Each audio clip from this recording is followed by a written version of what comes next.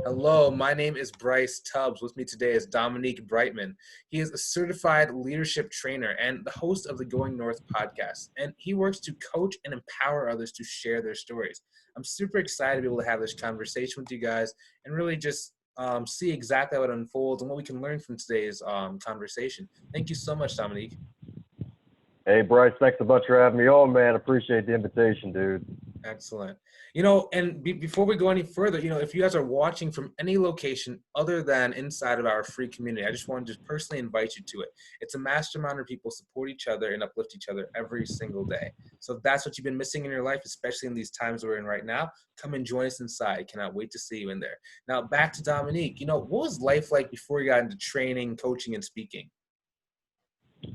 Man, life before the whole training, speaking and coaching was kind of interesting. The speaking itself, that always was happening. I've been doing speaking since I was probably 10 or 12 when I grew up in church, reciting Bible scriptures in front of hundreds of our congregation members at the time. We had about a good 1,000 members on paper, and our sanctuary could at least fit a good 800 people. So, and this was back in the late 90s, early millenniums when churches were at their peak, even before mega churches and everything like that. So speaking was the easy part, and then just really going down the road, being a high school student, getting a part-time job at the public library, keeping that job during the rest of high school and all of college, getting an IT degree, but end up going into full-time librarianship and then turning this into a side hustle. It's been one heck of a interesting journey, to be honest, because my job at the library led to the books themselves, and the college degree itself, it led to being better at that job and then just reading more of what came across me, my own acres of diamonds, I like to call it, because everyone has their own acres of diamonds where there's this riches beneath your feet right where you are right now, despite what's going on in the world, because this whole 2020 has been one heck of a strange year. Some say it's a year of cleansing, which I can agree with. Some say it's a year of pain, which we all can definitely agree with. And it's been a time of pain and cleansing where really a lot of folks are just coming around and realizing, wait, I can finally start that business. I can finally start that podcast. Yeah. And that's really what life was like, where just growing up and had the background of getting early with public speaking and then transferring that to being a better customer service expert, to being a leadership trainer, and helping others to become the best versions of themselves, because that's really what we all desire at one point or another, even if it's to be the best couch potato ever, which is a goal that I don't want anyone to set for themselves, but some people set that goal for themselves subconsciously. Yeah, that's a good point. Can you talk a little bit more about, so subconscious, how do we because it's subconscious, very hard to see when we're going into that kind of mode or being lazy. Can you talk about how to really retrain our subconscious to go and pull us towards success? Sure thing. When it comes to subconscious mind, you got to train it, because the subconscious mind takes in everything that's going on.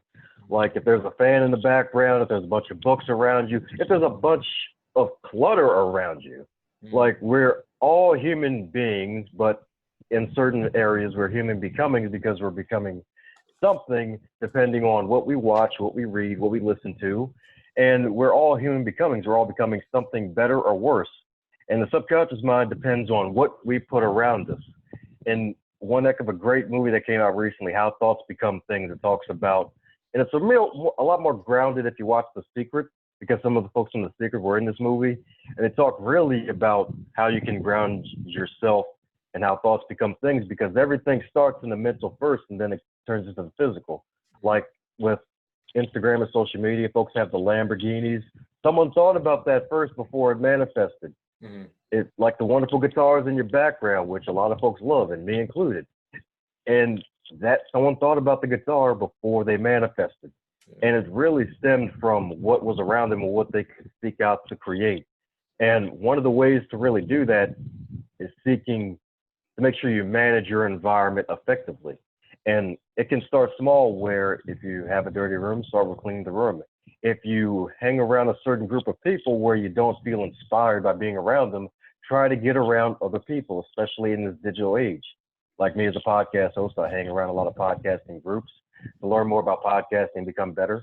And when you hang around a lot is what you'll eventually become. So that's really kind of like a long-winded answer about the subconscious mind and how it works out, because what you program your mind to be is what eventually you'll produce out of it.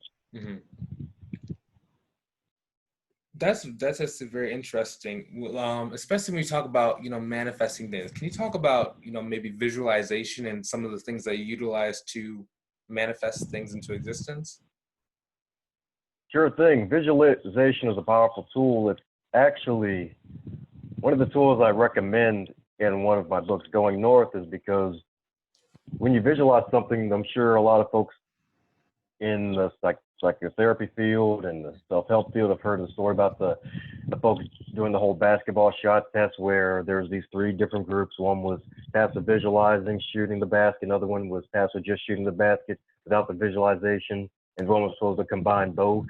And the ones who visualized and practiced while they were shooting, and those that visualized, that they had similar results, as opposed to the person who, or the group that didn't visualize their success. So it's just stuff like that. And me in my personal life, one of the things I envisioned in my life was the fact that I was going to be standing in front of a stage in a random place where I never even thought of. And heck, even a book I recommend for folks to pick up is Creative Visualization by, I might butcher her name, Shawakti Gawan. And it came out in the early 90s. It's a great book, especially if you get it on audio, and especially if you program your mind too while you're at it. And heck, even picturing myself walking down the street with a pretty lady, just to be corny. Like, funny enough, like that actually led to us having that conversation. When the darn seminar was over, we met together at a personal development seminar. Now, granted, it didn't go too much further than that because she was chronologically a little further ahead than me, and with my goals, it won't fit that way. But that's just a couple examples of how visualization actually works. It's not going to work instantly. It may take years down the road. You may have a crazy dream about something, and then it'll show up as a deja vu moment down the road. But that's really just the power of visualization, of really pre-playing, because it's all a part of your mind. Your mind is best used to pre-play how you want your future to become, and then replay some of your past victories to deliver the best version of yourself, whether it's on stage, one-to-one with a client or somebody just like that, as opposed to storage, because some folks try to use their mind for storage, me included from time to time. And it's best for the pre-play and the replay. And if you pre-play what you want your future to look like, you work towards it. And then once you work towards that goal and you replay it, and your reflection phase of your life, heck, even daily, to even amplify your life, then you'll be even better to create even more powerful visions for your life. Yes. Yeah, it's funny when you're talking about the deja vu. That's one thing that I have every couple of years, is like I'll see it in a dream, and then a couple of years later either come true, or maybe a couple of months later. Can you talk about dealing with that waiting time, right? Oftentimes maybe someone watching. Yep. That waiting time, man. That waiting time can be a beautiful, intelligent, talented, confident human. And that's a nice acronym for what a lot of folks can call certain things. But anyways, with the waiting period, what you can do in the waiting period is to continuously develop yourself. Read books that will help you to become the best version of yourself. Read books of what you want to become, whether you want to be a better public speaker. Read 3 books on public speaking.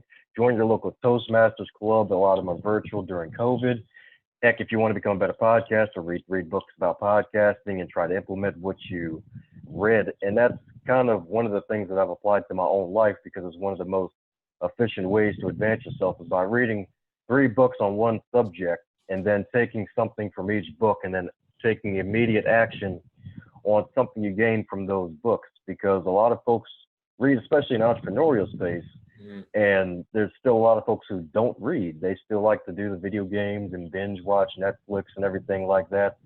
And it's still good to at least do something to better yourself in the waiting period. Now, granted, the whole Netflix gaming thing, I'm not saying don't stop doing that as a whole. Just make sure your education time actually succeeds and is greater than your entertainment time, because we all need to be entertained. We all got to detox. We got to unplug. Always take time to unplug. I mean, even God himself rests on the 7th day of the week. Like, if God himself is going to rest on the 7th day, at least create 6 days out of the week and then take a day to rest and unplug.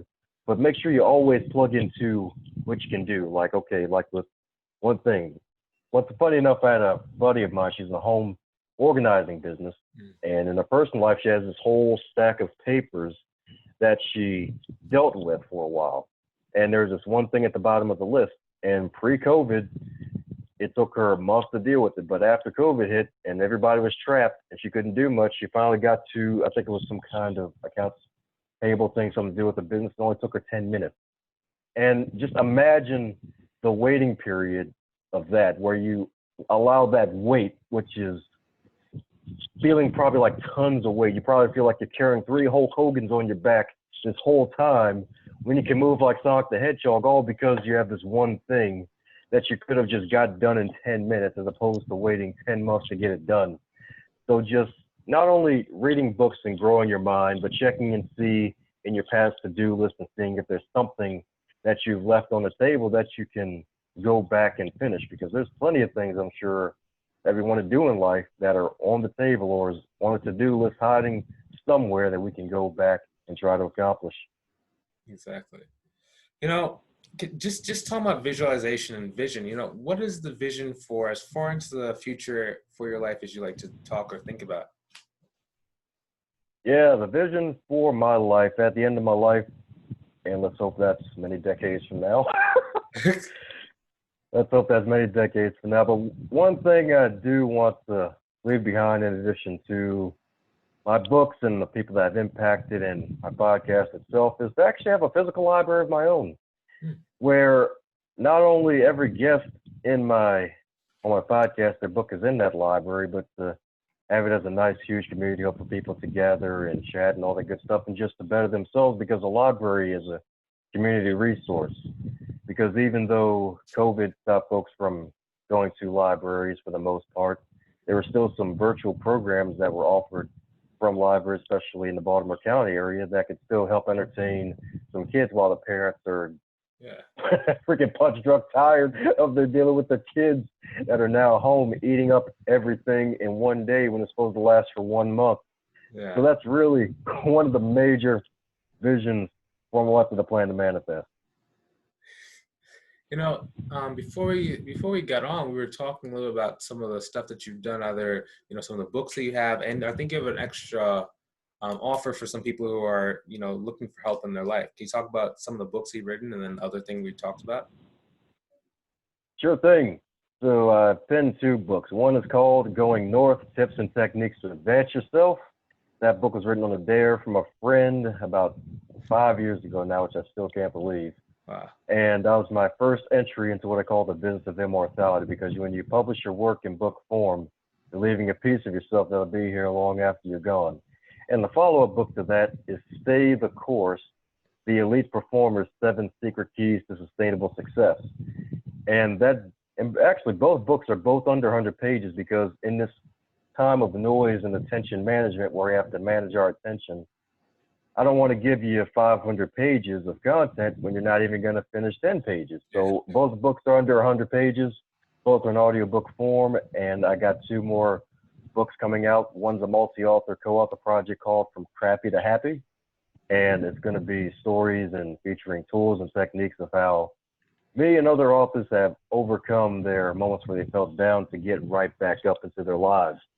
And the 4th book is going to be, the working title for that one is Bookcasting, Why Every Author Should Start a Podcast. And that's based off of what I've done over these past few years, as opposed to just theory, because there's some folks who put out theory and trying to future truth their lives when they're not really there yet. I'm taking what I've done thus far that's worked for me and sharing it with others, because that's what a lot of people are doing. And it's only fair that I add that as a contribution. And the offer I have for the folks that watch this, and the offer is good for 10 seconds. I'm just messing, it's not good for 10 seconds. The offer is going to be good for a good long while. It's a 30-minute consultation, a book casting consultation. If you want to write a book, if you want to start a podcast, feel free to check out the wonderful show notes Bryce will leave for you, or head over to dombrightmon.com and drop me a line or drop me a note, and we can go on from there. We'll do a nice little 30 minutes, get to know what your goals are, what you want to do, if you want to write a book and publish it, if you want to start a podcast and keep it going, or if you want to just do both. Nice. You know, Where can people actually go to connect with you a little bit further, just in case they're watching this on an audio podcast or something in the future? It's not visual. Can you tell them where to go to connect with you? Sure thing. Feel free to Google me, dombrightmon.com or Google or dombrightmon.vip, especially .vip for the mobile phone users because that's more mobile friendly. The .com site, it's nice and funky for the desktop and ready, but for the mobile phone, it's a little on the Lego block side of the game. So dombrightmon.vip is always good. And I'm on all the good social medias like Facebook, Instagram, LinkedIn. LinkedIn's probably the best one right now because I want to dedicate more of my time to that. I'm not on TikTok because I don't have time for TikTok. If you want to be on TikTok, that's good for you. I'll happily miss that boat for now. I'll catch another one. Excellent. Thank you so much for your time today. I really appreciate speaking with you and getting to learn a little bit more about you. My pleasure, Bryce, man. Thanks for the invite, man. Excellent. And for those watching, hopefully you found this valuable. And again, if you are looking for a place where people are supporting you and helping you move forward in your life, as we talked about, you are the average of the people you spend the most time with. If you want to get around some people who are moving forward with their life and helping other people in the process, I recommend you go and check out the group and the community. I'm going to put some links either above or below the video. Now, hopefully you enjoyed watching this as much as we enjoyed creating it. Feel free to hit that share button so other people can get some great value as well. Have a great day. We are done recording in 3 and 2 and 1, and see you guys.